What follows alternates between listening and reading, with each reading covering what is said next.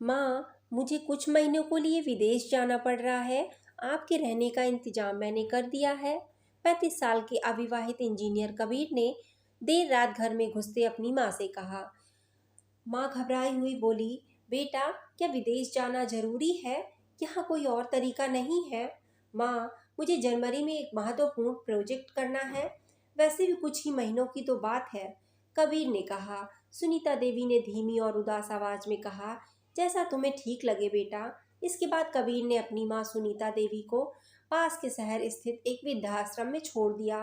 वृद्धाश्रम की शुरुआत में सुनीता देवी का चेहरा बहुत ही शांत था, जबकि बाकी बुजुर्गों के चेहरों पर हताशा और निराशा स्पष्ट दिखाई देते। एक दिन वृद्धाश्रम में कुछ बुजुर्ग महिलाएं आपस में बात कर रही थी। उनमें से एक ने कहा, इंजीनियर का कोई सगा संबंधी नहीं था क्या जो उन्होंने अपनी माँ को यहाँ छोड़ दिया? तभी वहां बैठी एक महिला बोली, तुम्हें नहीं पता, सुनीता देवी के पति की मौत बहुत पहले हो गई थी, जब कबीर सिर्फ 4 साल का था।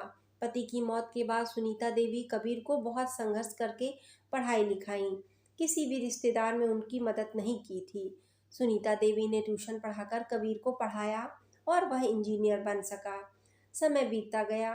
वृद्धाश्रम में 2 साल गुजर गए। सुनीता देवी कई बार कबीर को फोन करती, लेकिन उसका एक ही जवाब आता, माँ, मैं अभी जर्मनी में हूँ, जैसे लौटूंगा आपको बता दूंगा। धीरे धीरे वृद्धाश्रम के सभी लोग कबीर को धोखेबाज कहने लगे। कुछ ने कहा, इंजीनियर तो विदेश नहीं गया होगा, बस माँ से छुटकारा पाने के लिए यहाँ छोड़ गया।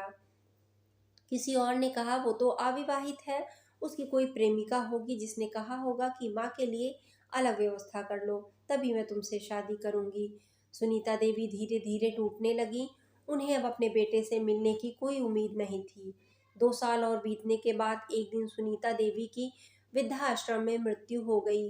उनकी मृत्यु के बाद वृद्धाश्रम के संचालक वर्मा जी से किसी ने कहा, इंजीनियर को खबर कर दो, शायद वो विदेश में ही है। वर्मा जी ने गहरी सांस ली और कहा, इंजीनियर को मरे हुए 3 साल हो चुके। वहां मौजूद लोग हैरान रह गए।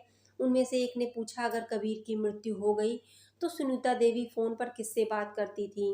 वर्मा जी ने बताया, वो फोन मेरे पास था, जिसमें कबीर की रिकॉर्ड की आवाज़ थी। लेकिन ऐसा क्यों? किसी ने आश्चर्य से पूछा। वर्मा जी ने गहरी सांस लेते हुए कहा, 4 साल पहले जब कबीर अपनी माँ को यहाँ छोड़ने आया था, तो उसने मुझसे कहा, वर्मा जी, मुझे ब्लड कैंसर है और मैं जानता हूँ कि मेरी अंतिम अवस्था बहुत तकलीफ होगी। मेरे मुंह और मसूड़े से खून आएगा, माँ को मेरी हालत देखी नहीं जाएगी और मैं वह इस दर्द को बर्दाश्त नहीं कर पाएगी।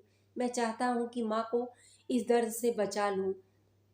मेरे मरने के बाद जो कुछ भी इस घर में है, वो सब आश्रम को दान कर दूंगा। यह सुनकर वहां मौजूद सभी की आंखों में आंसू आ गए।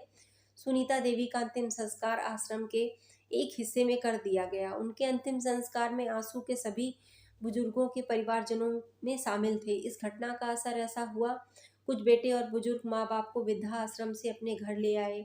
यह कहानी माँ बेटों के अटूट प्यार की है, जो हर रिश्ते को उसकी वास्तविकता देखने की प्रेरणा देती है। माँ बाप की संतान सच्चे सम्मान और प्यार के साथ रहने का हक होता है। दोस्तों, कहानी कैसी लगी कमेंट में ज़रूर बताएं। धन्यवाद।